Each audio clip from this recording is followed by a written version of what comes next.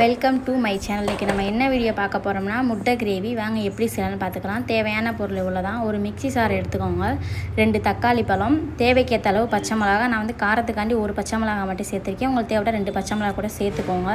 10 பல் பூண்டு சேர்த்துக்கோங்க. பூண்டு சேர்த்துட்டு புதினா, கருவேப்பிலை இதெல்லாம் நல்லா நைஸாக அரைச்சி எடுத்துக்கோங்க. புதினா வந்து வாசனைக்காண்டி கொதிக்கும் போது நல்லா வாசனையாக இருக்கும். ஒரு வடைச்சட்டி எடுத்து அடுப்பு மேலே வச்சுக்கணும். அடுப்பு பற்ற வைக்கக்கூடாது. பற்ற வைக்காமல் எண்ணெய் ஊற்றி மிளகாத்தூள், மஞ்சத்தூள், உப்பு போட்டு நல்லா மசாலா நல்லா கலக்கிக்கணும். அடுப்பு பற்ற வச்சு போட்டோம்னா மசாலா வந்து கரைஞ்சிரும்.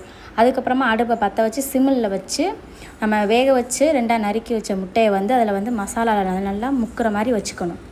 நல்லா பாருங்கள், இந்த மாதிரி அழகாக அடுக்கி வச்சிங்கன்னா மசாலா வந்து ஈஸியாக வந்து பரவும். நல்லா மசாலா படுற மாதிரி முட்டையை அப்புறம் அடுக்கி வச்சாச்சா, அதை எடுத்து ஓரமாக எடுத்து வச்சுட்டு ஒரு வடை சட்டியில் எண்ணெய் ஊற்றிட்டு அதில் இலை, பட்டை, கல்பாசி, ஏலக்காய் இதை 3ஐயும் சேர்த்துக்கணும். நல்லா வந்து அந்த ஒரு வாசனை வரும்ல, பிரியாணி இலை வாசனை வந்தக்கப்புறம் நம்ம வந்து 2 பெரிய வெங்காயம் எடுத்து நல்லா பொடி பொடியாக நறுக்கி எடுத்து வச்சுக்கணும். இது நல்லா வாசனை வந்தக்கப்புறம் லைட்டாக ப்ரௌன் கலரில் ஆனக்கப்புறம் கருவேப்பிலை, புதினா போட்டுக்கணும்.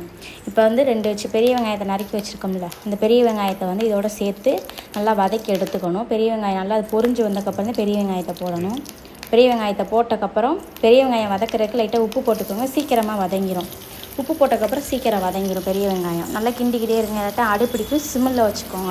அப்போக்கப்போ ஹையில் வச்சுக்கிட்டு அப்புறம் சிம்மில் வச்சுக்கோங்க. நல்லா கிண்டிக்கிட்டே இருங்க, இதெல்லாம் அடிப்பிடிச்சிரும்.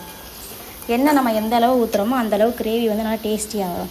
பார்த்திங்களா, வேகிறக்காண்டி உப்பு போட்டு கொஞ்சம் நேரம் கிண்டினதுக்கப்புறம் நல்லா எண்ணெய் திரிஞ்சு வந்ததுக்கப்புறம் நம்ம அரைச்சி எடுத்து வச்சுருந்தோம்ல மசாலா ஐட்டம், அந்த தக்காளி, பூண்டு, பச்சை மிளகா, அதை வந்து இதில் வந்து ஊற்றிக்கணும். இதை வந்து நான் வந்து சாப்பாட்டுக்கு பரட்டி சாப்பிட்ற அளவுக்கு நான் செஞ்சுருக்கேன்.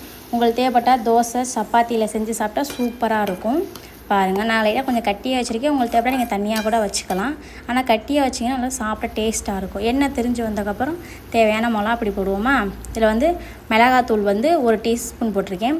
மஞ்சத்தூள் வந்து ஒரு பிஞ்சளவு எடுத்து போட்டிருக்கேன். கொஞ்சமாக போட்டுக்கோங்க மஞ்சத்தூள். அது போட்டதுக்கப்புறம் கரம் மசாலா வந்து 1 டீஸ்பூன் போட்டிருக்கேன். அப்புறம் வந்து இதுக்கு வந்து என்கிட்ட வந்து காஷ்மீர் மிளகா பொடி இல்லை, அதனால் நான் வந்து ஒரு பொடி சேர்த்துருக்கேன். அதை நான் வீடியோவில் காட்டுறேன் பாருங்கள். காஷ்மீர் இல்லாத உங்கள்கிட்ட இருந்துச்சுன்னா அந்த பொடி போட்டுக்கோங்க. என்கிட்ட இல்லை. இது நல்லா கிண்டிக்கிட்டு இருக்க நல்லா கிண்டிடணும். கிண்டிட்டு அதுக்கப்புறம் வந்து சிக்மா இருக்குன்னு சொல்லுவோம். எங்கள் ஊர் பக்கம் கிடைக்கும், ஆனால் உங்கள் ஊர் பக்கம் இருக்குமா என்னன்னு தெரில. இல்லைன்னா நீங்கள் காஷ்மீர் மிளகா அப்படி போட்டுக்கோங்க, நிறம் கொடுக்கும். இதே இந்த பாக்கெட்டு சிக்மா இருக்குது. இதை வந்து நல்லா 2 டீஸ்பூன் போட்டுக்கிட்டேன். நல்லா டேஸ்ட்டு கொடுக்கும், சூப்பராக இருக்கும் இந்த பொடி. இது போட்டுட்டு நல்லா கிண்டிட்டு பச்சை வாடை போகிற வரைக்கும் நல்லா 10 நிமிஷம் மூடி வச்சிடணும். மூடி வச்சுட்டு அதுக்கப்புறம் திறந்து பார்த்தீங்கன்னா நல்லா மசாலாலாம் வெந்தக்கப்புறம் எண்ணெய் திரிஞ்சு ஒரு ஓரத்தில் வந்து ரெடியாக நிற்கும்.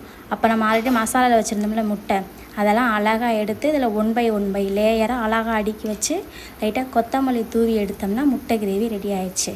ஓகே, இதே மாதிரி நீங்கள் செஞ்சு பார்த்துட்டு நல்லா இருந்துச்சுன்னா வீடியோவுக்கு கீழே கமெண்ட் பண்ணுங்கள். இந்த வீடியோ பிடிச்சிருந்தால் லைக் பண்ணுங்கள், ஷேர் பண்ணுங்கள், சப்ஸ்கிரைப் பண்ணுங்கள். ஓகேயா, பார்த்தீங்களா எவ்வளோ அழகாக இருக்குது. எனக்கு பார்க்கும்போதே எச்சி ஊற ஆரம்பிச்சிச்சு. கொஞ்சம் லைட்டாக உரப்பாக இருந்துச்சு. உங்களுக்கு தேவைக்கேற்றாலும் நீங்கள் உரப்பு வச்சுக்கோங்க. சப்பாத்தி, இட்லி, தோசை, வெள்ளை சாதம் சூப்பராக இருக்கும். செஞ்சு பார்த்துட்டு கீழே எப்படி இருக்குன்னு சொல்லுங்கள். ஓகே, பாய். அடுத்த வீடியோவில் சந்திப்போமா. பாய்.